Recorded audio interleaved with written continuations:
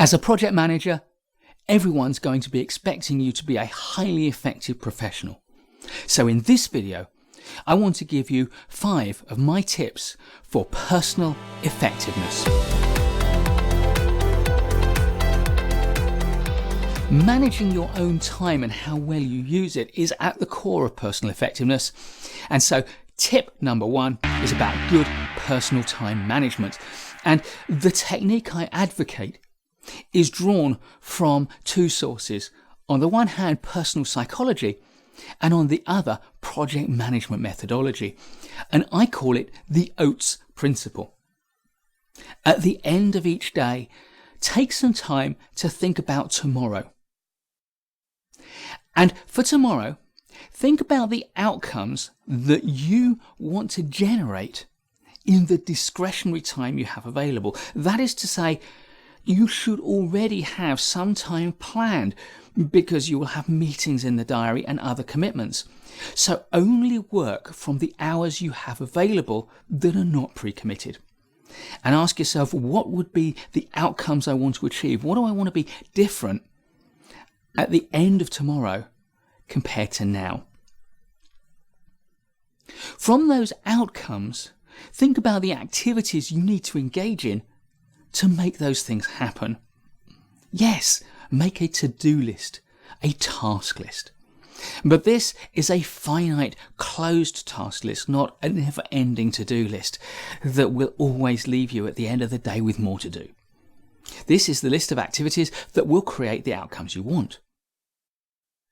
Next, for each activity, estimate the time that it'll take you. This is good project management discipline, and you know that this is the trickiest part. Get used to overestimating the amount of time you think it'll take, because most of us are over-optimistic about what we can achieve.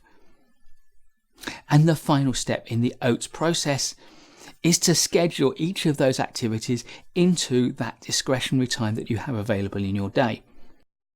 That way, when you get interruptions, if it's not appropriate to deal with that interruption here and now, you can look the person in the eye and say, I have something scheduled. Please come back at 3 o'clock. So the Oates principle, it's based largely on human psychology and the project process, and it will work wonderfully well in helping you to manage how you use your time. Tip number 2 is to cultivate your personal resilience, because project management is an endeavour that hits you from time to time with setbacks and knocks. And as the leader of your project team and the face of your project to your stakeholders, people are going to expect you to be able to bounce back effectively. And for you to be an effective operator, you need to be resilient to even the hardest of knocks. And it's one thing to have a whole set of techniques to help you to rebound, but what's most valuable is to be prepared to build in as much resilience as you can. And there are 4 things that will help you to do that. And the first is good fuel. Under the pressure of project management, it can be tempting to grab a quick snack here and there, to eat junk food quickly and mindlessly. But if you invest your time in eating good quality food and taking your time over it, to drinking plenty of water, and to limit your intake of inappropriate foods and drinks, then you'll be all the more resilient. Second is good energy. Make time in your daily and weekly routine for some good quality exercise. It doesn't matter what kind of exercise you get, so choose something that you enjoy. But as you improve your exercise regime, you will build up your physical fitness and your mental and emotional resilience. Third is good relationships. When things get tough, if you've got relationships you can rely upon for support and for sympathy and for a listening ear, then you'll be able to rebound that much easier. If you don't have those relationships, or if you're not investing in those relationships in the good times and they let you down, then you're going to find it tough to be resilient against the knocks of your project, whilst you're also having to cope with the problems of not having good quality relationships in your life. And fourth is good rest. Most of us cannot manage without a decent amount of sleep, so prioritize getting good downtime and having plenty of good quality sleep. Give yourself a routine that prepares you for sleep so that you're not using screens right up until the point where you turn out the lights and try to sleep. And make sure that where you sleep is comfortable and conducive. And for most of us, 7 to 8 hours a day is necessary. If you get substantially less than that for any period of time, you become so ineffective that in terms of your body's response time and your ability to think clearly, it's akin to being drunk. So, 4 things: good fuel, good energy, good relationships, and good rest. Tip number 3. You need to be able to deliver a measured response under pressure. And for that, I recommend the scope process. When you're asked a tricky question, when a problem arises, when you get challenged, when a setback occurs, the first step in the scope process is to stop.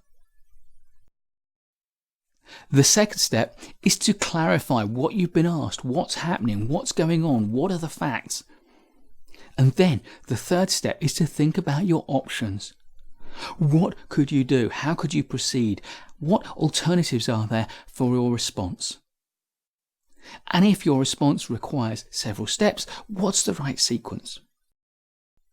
Figure out the best response, and then P is for proceed. But you may or may not have got it right. So the E in the scope process is to evaluate the effects of what you're doing or what you're saying. Observe how that's going down, and if you're not getting the right reactions, if you're not correcting the problem, if you're not satisfying the person who's asked you the question, then stop. Clarify why not, come up with some new options and proceed again and continue to evaluate. Tip number 4 is to understand the parent-adult-child model from transactional analysis. Because as a project manager, you need to portray yourself as someone who is confident at all times. And yet, some of us will find, particularly in the early stages of our career, that people around us can make us feel pretty small. It's called imposter syndrome. How did I get to be here? How do I deserve this role? And that imposter syndrome is coming from what transactional analysis calls the child state. It's your inner child. It's that bit of you that thinks, oh, I need to satisfy other people. I need to do what I'm told. Or your desire to rebel.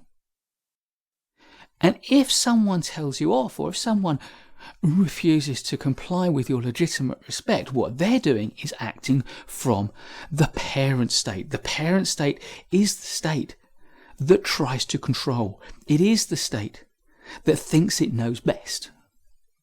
But also the parent state is that state which tries to look after you. Don't worry about this, I'll take care of it. And that makes you feel small, and you either want to rebel or comply because it's comfortable, but you know deep down that that's not the confident adult way to react. If you feel yourself being belittled, patronized, or put down, or criticized inappropriately, stop. Clarify what's being said. Your main option is to not respond from the child state by stamping your foot and shaking your head, or by meekly submitting and saying, yes, I'll do that. It's to look them in the eye and adopt the adult state and say, that's not the way I would like to be addressed. What is it you really want so that I can address it properly? Tip number 5. You're smart, you're bright, but what you really want is for people to think of you as wise. And for that, you need gravitas, you need weight. For people to consider you as someone whose advice is worth listening to, you need that kind of gravitas. And there's a lot to do to acquire it. But I would say there are two things that are easy to do and have a disproportionate effect on the way you come across to your benefit. And the first is pacing. Slow down. People who are excitable and talk quickly and act quickly and fidget a lot do not come across as authoritative.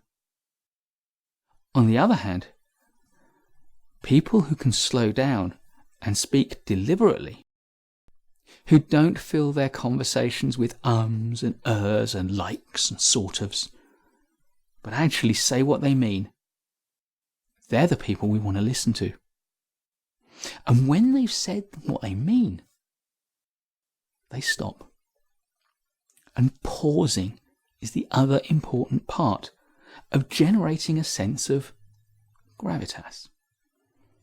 So if you can introduce a little bit of slowness and a little bit of stillness into your conversation and your behaviour, and use it to effect, and mix it with animated energy, excitement and passion, then you can start to build the gravitas that you need for people to look to you as the consummate professional.